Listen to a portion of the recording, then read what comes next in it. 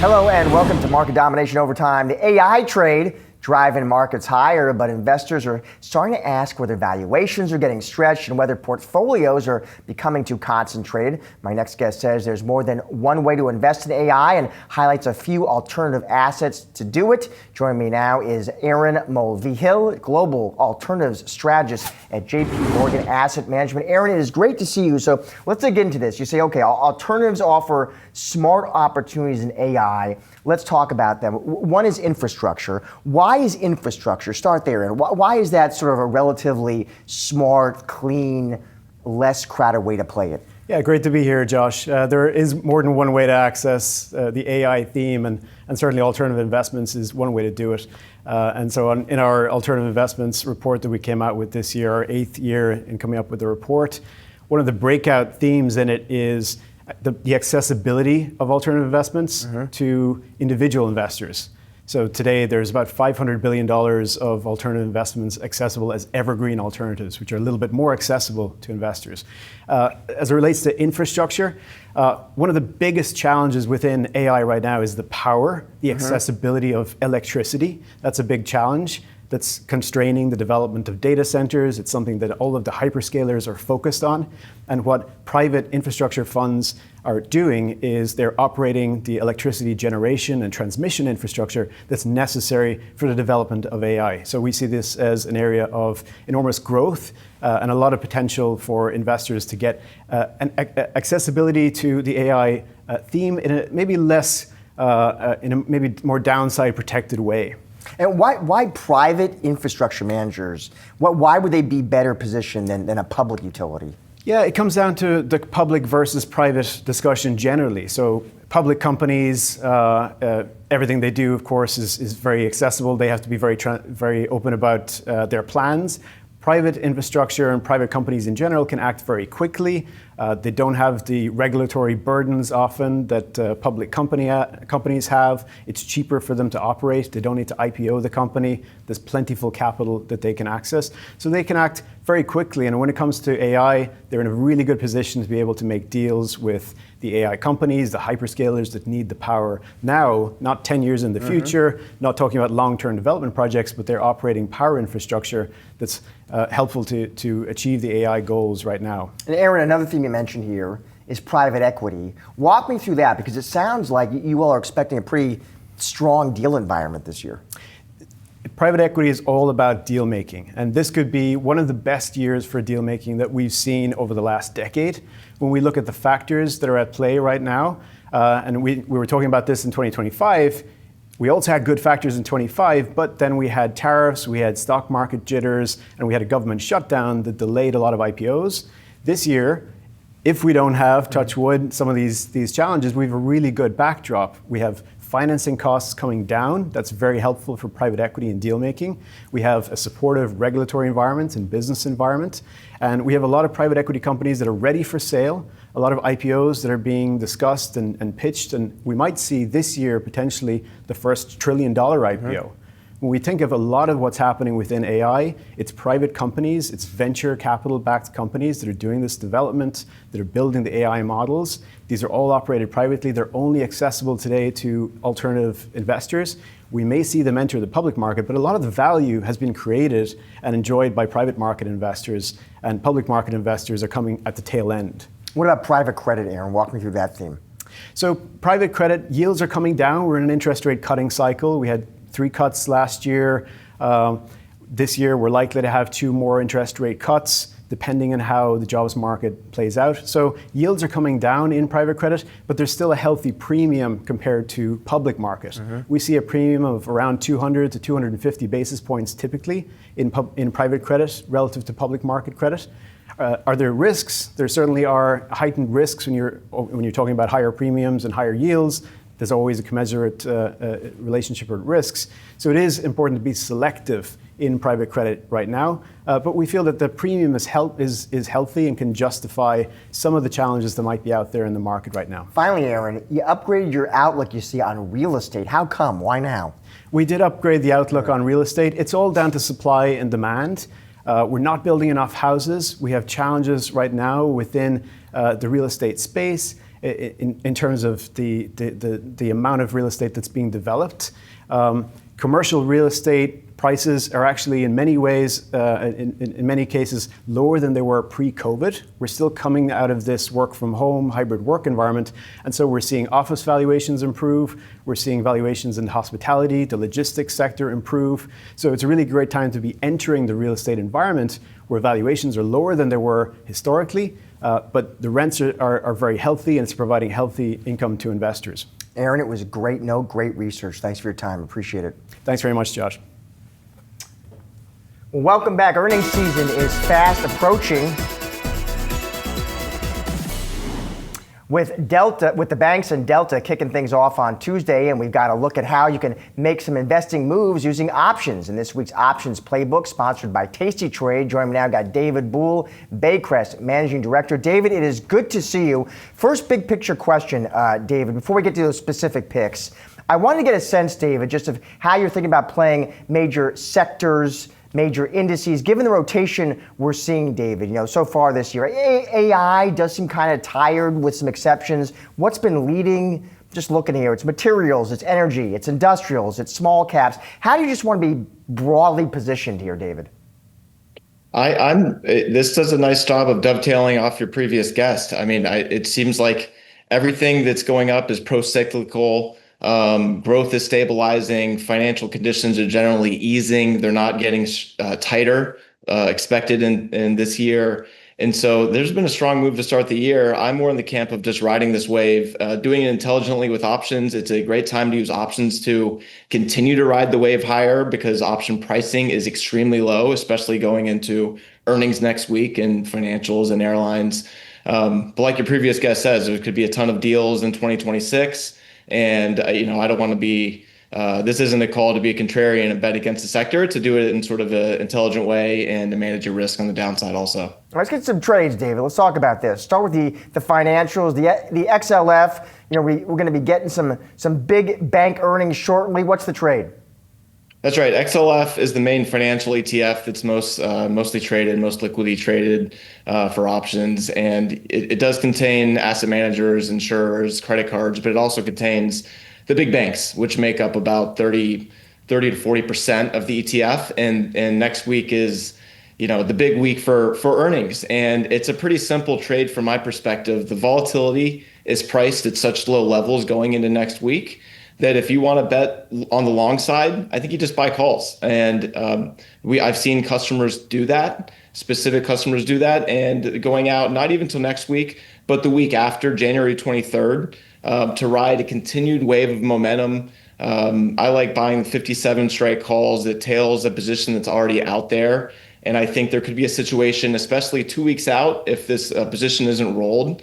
Again, the Jan 23rd 57 calls, the dealers and market makers could have to buy more stock as XLF goes higher, just to delta head existing long call positions.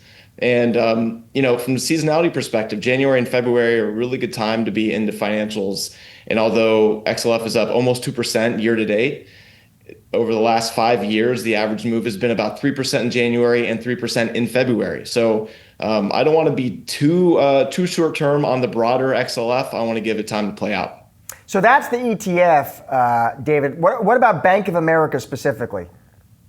Yeah, I like Bank of America, and I chose Bank of America because the existing options position that's out there, watching the flows, seeing how specific clients, likely hedge funds, are positioned going into the earnings, can help set up really good range structures where you can get great payouts. You're risking small and try to get big returns. So Bank of America, it's really defined by what's happened lately in Bank of America, which is the stock goes up 3 to 5% on earnings and kind of stays there. It hasn't gone up more than 5% on earnings really in the last 3 years since I look back, and the expected move is about 3.5%. This lines up perfectly with how the positioning is already. So clients are long the 57 calls, and then they're short the 58s, 59s, the 60s. It's a perfect framing to lean into that and buy either a call spread where you're just sort of playing the stock to go up to 58, 59 and stay there, or if you get more cute, the call fly, 57, 59, 61 call butterfly, which the reason you do this, it's a little bit more frustrating to manage, especially during earnings week, but it allows you to spend a very small amount of money and you could get a bigger return. So the one that I just mentioned costs about 40 cents. You can make $2 on it if you pin exactly the 59 strike, and that's 5 times your money, which I like those odds for a trade that generally has worked three of the last 6 times that Bank of America has reported earnings. David, always appreciate your time in those trades. Thank you, sir. Thank you. Well, the Dow and the S&P 500 closing at record highs on Friday, and our very own Jared Blickery is over at the big monitor with trading day moves. Jared. Thank you, Josh. We got a lot of records to talk about. We'll just start with the Dow here. That was up about 237 points, and that is good for 0.5% nearly. And you can see it was just flatlined the whole afternoon, but at elevated prices. Here's the NASDAQ. It led the 3 majors up 0.8%. Not a record high for the NASDAQ because it has been lagging recently, although it was in the lead today. Here's the S&P 500, a little bit under the performance of the NASDAQ, 65 basis points at 6.7%. Finally, the Russell 2000, that was good for a record for the small caps, up 0.8%. I'm going to tell you just real quickly that we had a record high in microcaps, Dow transports, and one sector, and that would be consumer discretionary, up 1.24%. But what led the day was materials. That's XLB, up 1.6%. Tech was in second place, and then you got utilities in third. Whole top row, everything up more than 1%, including consumer staples, which is really interesting. Usually that's a laggard, more defensive, but not today. That was an outperformer. Only 2 sectors that did not turn green were financials and healthcare. And let's take a look at the NASDAQ 100. This was a chip-fueled rally, and we got a lot of outperformers. We'll dig into the chip industry in a second. Although you'll notice NVIDIA did not join the party. That was down just about 0.1%. In terms of the Dow, guess what? We got Home Depot up 4%, Boeing up 3%, Sherwin-Williams up 3%, and that speaks as to the rally that we saw in industrials and materials today. And I do want to show you what happened in the semiconductors. I'm going to sort by performance here, show you that Applied Materials is up 18%, SanDisk up 12%, Intel up 10%, Lam Research up 8%. And if we take a look at software, not quite the same picture as semiconductors, but we do have a few bright spots, led by Oracle, up about 5%, Josh. Thank you, Jared. Coming up, could Walmart be the next trillion-dollar company? We get an analyst take next on Market Domination Overtime.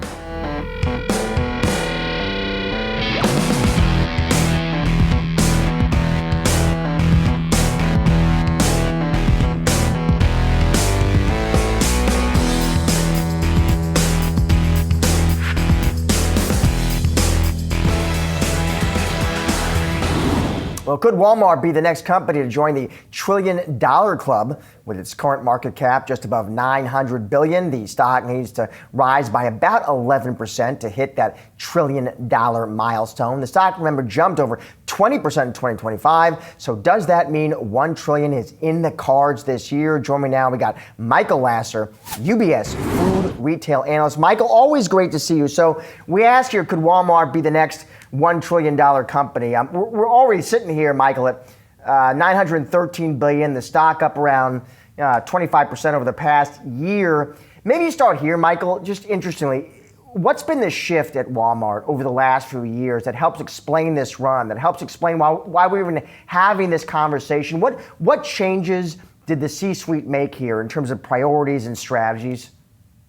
Thanks, Josh. There's 2 things that have changed that have resulted in this really good financial performance and stock price performance for Walmart. Number 1 is the company had invested significantly throughout much of the 2010s in areas like e-commerce, click and collect, building some foundational businesses, and it is starting to see a magnificent payoff on those investments. And 2, the retailer is generating consistent performance at a time where the rest of the retail sector is experiencing significant volatility. So it looks like an oasis in an otherwise challenging environment. We think that the result of those factors means that Walmart stock continues to grind higher. You know, you mentioned e-commerce, Michael. I'm just curious how you see e-commerce as a market now, but also evolving from here, Michael? And what Walmart's role and opportunity is going to be there versus an Amazon? So e-commerce is going to continue to grow. There are certain categories that are driving the growth in e-commerce right now, such as food, consumables, and the penetration of those categories should continue to rise. That favors a retailer like Walmart that has 20% market share of the U.S. food retail market. So we think the consumer is showing a propensity to want to shop for these categories through Walmart, and it's going to maintain this 20% plus e-commerce growth for an extended period of time. So we think that Walmart continues to have legs at this level. I know you don't cover Amazon, Michael, but I would love just your response to this Bloomberg story I saw today. I don't know if you saw this. Just as it relates to Walmart, they said Amazon planning a Walmart-style big box store near Chicago. They're going to sell groceries. They're going to sell general merch. A fresh attempt, Bloomberg says, at physical retail that borrows from the big box store model of rivals like Walmart. What do you make of that, Michael, as a guy who knows this space so well? So as someone who knows retail very well, I think the fact that competitors are coming into the physical big box environment validates how important it is to have a physical presence when you're dealing with this retail sector. So if anything, it validates the position that Walmart's already in. And it's going to be hard to catch up because Walmart's got 4,600 physical locations across the United States in great real estate and a really deep relationship with the U.S. consumer. It's hard to supplant. What about Walmart's new CEO, Michael? Your thoughts there, and what are his priorities going to be, Michael? Like, if I'm an investor in Walmart, what am I watching? Is it investment? Is it cost discipline? What's on your radar?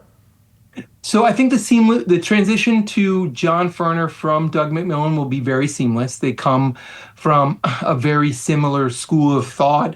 They're aligned in their priorities. So I do not expect any significant changes. With that being said, what I do think will be important from here is near-term execution remains at a very high level. That's one of the factors that has driven the stock to the level that it's at. And two, Walmart continues to plant the seeds for the future. Obviously, artificial intelligence and areas like agentic commerce are becoming more important. And Walmart's going to have to change and evolve to continue to meet the dynamic retail landscape. And I would expect that John Furner's leadership will be quite solid in that area. Michael, I'll get you out of here on this. I know, listen, you're a Walmart believer. You tell your clients this one's a buy. What are the big risks, though, I need to think about in 2026, Michael, and beyond? Is it, is it execution? Is it competition? Is it some risk that we're just underestimating right now? I think it's all of those factors. The state of the consumer is a big one. There is some enthusiasm that the consumer is going to be better off this year for fiscal and monetary reasons. Walmart should benefit from that, but that is a constant source of uncertainty. Two, Walmart's gained a lot of market share in the last several years and might have to reinvest some of its significant profitability potential back in driving the top line. That remains a source of unknown. And then three, execution remains a source of risk and uncertainty for any retailers, especially one the size of Walmart. Michael, it is always great to have you on the show. Enjoy the weekend. Two. Well, housing starts drop in October as builders continue to pull back amid high prices and mortgage rates. The Trump administration has recently made proposals aimed at tackling the affordability crisis, but is it enough? Here to discuss, we got Redfin chief economist Daryl Fairweather. Daryl, it is great to see you. Maybe actually, Daryl, let's get your response to the data we got today. I'm curious what you made of it. Housing starts, which is another name for new home construction, slumped 4.6% in October. Starts reached 1.25 million in October. That was the lowest level since May 2020 per KPMG. What did you make of that report, Daryl? It was a disappointing report, but not unexpected. The big boom in housing construction that started when mortgage rates hit record lows during the pandemic is pretty much over now. And moving forward, we expect this to put pressure on rents, especially because multifamily construction is pretty depressed and more people want to rent. So it may not show up in home prices, but it will show up in rents, we think, next year. Let's still talk about President Trump, because housing, he knows, is top of mind. He's making headlines there. His new idea, calling for Fannie and Freddie to buy $200 billion of mortgage bonds. What do you make of that idea, Daryl, and its impact on mortgage rates? With we should note the 30-year fixed here below 6. Well, on the announcement alone, we saw mortgage rates dip today, and I think that's a good indication that that policy would actually result in some tangible improvements in affordability for borrowers. But it's not a long-term solution. We really need more housing in order to bring housing costs down. It's just the fundamental supply and demand problem. We have not been building enough homes for everybody who wants one, and we're at about a 4 million home hole that we have to build ourselves out of. What about, Daryl, Trump's other big idea? You saw this, of course, made a lot of headlines. Trump says, you know what we should do? We should ban big institutional investors from buying single-family homes. You saw that, Daryl. What'd you make of it? That proposal, I don't think, would help one way or the other. And we've seen this proposal from Democrats and Republicans. 2 years ago, I wrote about how California was proposing to ban institutional investors. The issue is that institutional investors make up a really small share of home purchases. And if you banned large investors, they would likely just be replaced by smaller investors, not necessarily first-time home buyers. And you have to remember that these investors are renting out these homes to renters. So maybe it would, in the best of cases, help first-time home buyers, but it would be at the detriment to renters. So let's say I put you in charge, Daryl. I said, all right, Daryl, what is the game plan here? What is the war plan to try to make more homes more affordable for more Americans? What do you think the answers are there? Well, it depends what you put me in charge of. If you put me in charge of federal policy, I would be pushing Congress to give HUD the authority to override local zoning laws, especially near big federal investments like transit infrastructure in states. If you put me in charge of states, the path is a lot clearer. You would just eliminate single-family zoning and allow for multifamily zoning, cut all of the red tape, and allow us to build denser homes in the places that people most want to live. What do you think the odds are, Daryl? Because you're not the first economist who really thinks deeply about this issue that's brought up some of the dynamics at play on state and local level. I mean, any line of sight into whether you think you could see movement there, the kind of movement you're referring to? Well, we have seen a lot of progress. In California, they have reformed their zoning laws. They can now build dense housing near transit. You can build up to 2 ADUs on any single family lot. California has other problems, though, especially with their tax code. Prop 13 means that homeowners can keep their property tax bills essentially fixed. There's no incentive for any owner of a single family home to develop it or to sell to somebody who will. So it's going to definitely be a slow progress that we're seeing across the country. Some places will move quicker because they have more of a culture of building like we see in the South. But places like California, it could be a very long time, but I think that shouldn't deter us. We should put the investment into these projects, even if it might take years to see the fruit of them. Finally, Daryl, I only have about 60 seconds left here, but we've been talking nationally, big picture. What about regionally, Daryl? I'm just curious. Are there important trends and themes that you're seeing playing out here that we need to be aware of?